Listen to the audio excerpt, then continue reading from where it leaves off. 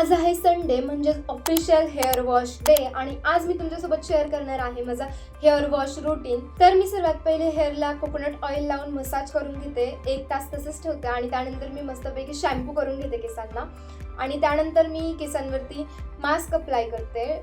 15 to 20 मिनिट्ससाठी me केसांवरती mask apply करून ठेवते आणि त्यानंतर मी परत हेअर वॉश करून घेते। शॅम्पू करताना मी ल्यूकवॉर्म वॉटर यूज करते आणि जेव्हा लास्ट वॉश असतो तेव्हा मी एकदम थंड पाणी यूज करते केसांवरती, कारण त्याने केस ड्राय होत नाही, फ्रीझी होत नाही आणि एकदम सॉफ्ट राहतात। जसं की मी तुम्हाला आधी पण सांगितलं होतं की स्मूथनिंग केल्यामुळे माझे केस खूप गळत आहे आणि खूप मला हेअरफॉल होतोय, तर त्यासाठी मी हा शॅम्पू आणि हे मास्क यूज करते, जे की मला जेव्हा मी ट्रीटमेंट केली होती तेव्हा मला त्यांनीच रेकमेंड केलं होतं की हे मास्क आणि हा शॅम्पू यूज करायचा आहे। त्यानंतर मग मी ओल्या केसांवरतीच थोडे डॅम्प हेअर असतानाच मी त्यावरती हे सिरम यूज करते आणि हे सिरम मी छानपैकी केसांना लावून घेते। सो जर तुम्हाला हेअर वॉश रुटीनचा फुल व्हिडिओ बघायचा असेल तर तो मी माझ्या YouTube चॅनलवर अपलोड केलेला आहे, बायोमध्ये तुम्हाला लिंक मिळून जाईल, फटाफट जाऊन बघून घ्या। Bye bye.